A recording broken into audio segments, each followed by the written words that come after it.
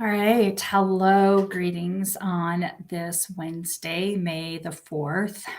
May the 4th be with us as we gather for getting over the hump and into God's heart. So this is my weekly encouragement for anyone, but especially for those who may be questioning or doubting or disbelieving faith in God, who God is, who we are as Christians, just what is going on in life. And because getting into God's heart really will help us get over some of those bumps in the road or obstacles that either we or others have placed on our faith journey.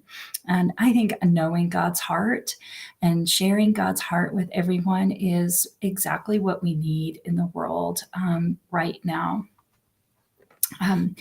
As I begin today, I am trying to use my headphones. So if anyone comes on and cannot hear, I hope that you will give me a quick message so that I know.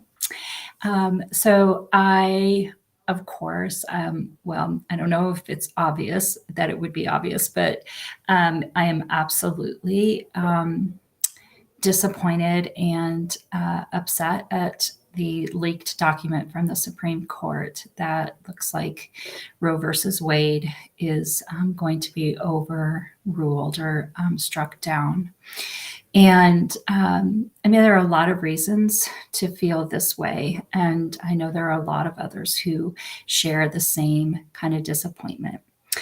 So let me pause just real quick again. If you have joined me, if you cannot hear me, please send me a note. But then it just occurred to me that if you can't hear me, you don't know that I'm asking you to send me a comment. So we're just gonna keep going. All right. So as I've been pondering this Supreme Court, possible Supreme Court decision, it just leads me to think about power and how we as humans tend to view power, how we try to possess power, and how different that looks from God's power. So we definitely live in a time, at least in America, in the United States, where being powerful is something to strive for. And that power comes from our own kind of hard work, or our own ethic, or our own kind of passage through life, or that it's power that we take from other people, right? It definitely completely lies within ourselves. And so as we try to and we think about power, we think about it as there's only so much power in the world and I want more of it, because if I have more power, then I'm better than others, or I can maybe do more, or I can have more.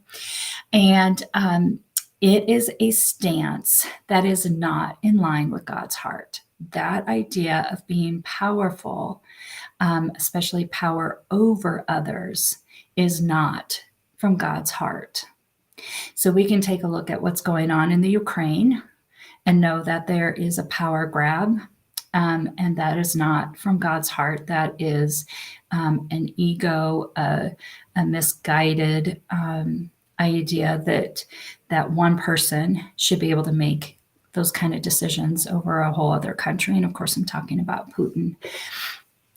We have experienced that in our own country as well, where we either hand over or power is grabbed from us by politicians or those who feel the need to be the most powerful or to have the most power. But that is damaging to others. And as I said, this is not God's heart. So what does power look like then? Because we know that we are made to have this power of God, that part of our being children of God is that we have this divine spark in us, that God created us, and that God is powerful. So if we are made in the image of God, then we have this power also that is in each of us.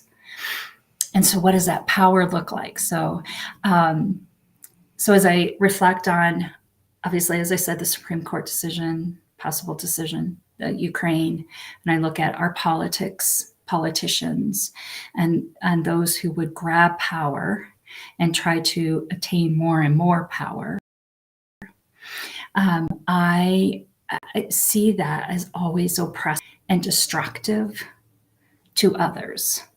And maybe build one or two or a small group of people up, but it builds up a community, a society, a country. And this is not what God shows us in the person Jesus. So obviously in the season of Easter, we're talking about the resurrection of Jesus. And at our church here at Sunrise, we are looking at the resurrection appearances, those times when Jesus has appeared to his disciples after he's been risen from the dead, which is really the most powerful thing that could ever happen, right? The most powerful thing that has ever happened in the history of humanity is being raised from the dead, and that is God's power. And so Jesus has this immense power within him, power that he did not take, but power that was given by God, his Abba, our creator. And what does Jesus do with that power in the resurrection? He meets with his disciples who are sad, who are doubting, who are maybe angry, and who just plain don't know what to do. And Jesus comes in with all of this resurrection power, meets them and says, "Peace be with you." He doesn't come in and judge them, deride them. He doesn't put them down. He doesn't exert power over them, but shares power with them. We have a very distorted idea today about what power looks like, that we should have power over other people. And specifically, I'm worried about the idea of having power over women and our ability to choose what is right for us, even if that right thing for us isn't what others would choose, or may even be a little wrong, right? Because power should not be used in order to dictate or make other people be something that they are not.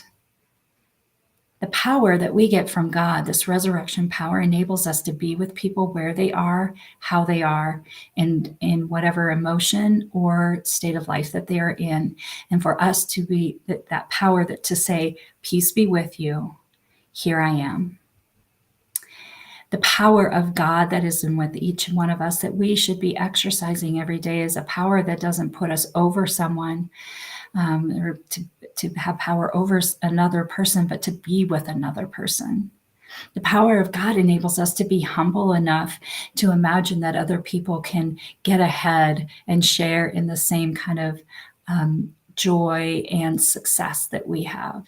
The power of God that is in with each one of us enables us to even see ourselves as worthy of all of the blessing that God might give to us, to be able to share our gifts in our communities and our world, so that there is no one who is left without feeling like they belong.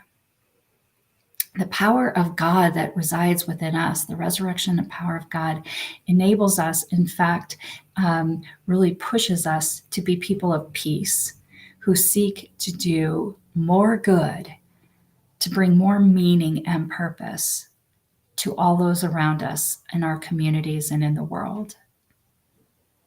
So I invite us to reflect on this idea of power, to reflect on how God uses power in our lives. I think when we look at it, that God's power is not about judgment and striking down and being demeaning or judgmental, right? But God's power is about peace and love and transformation through relationships with one another. So may you know the power of God in your life. May you know the power that God has given you to be in service, to be humble enough to help others and be with them, that you know the power of God that enables us to do far more than we could ever imagine, because God's power is love. May you just enjoy the rest of this day, that the rest of this day be the best of your day, and that in all things you know love. So I hope this is encouraging for you today. If this has been something that has been helpful for you, I invite you to please share this getting over the hump with others. And if you have anything that you want me to touch on, I invite you to send me a message either through a comment or personally messaging me. So take good care on this May the 4th and enjoy Cinco de Mayo tomorrow, and always enjoy every day, for it is a gift from God. See you next time.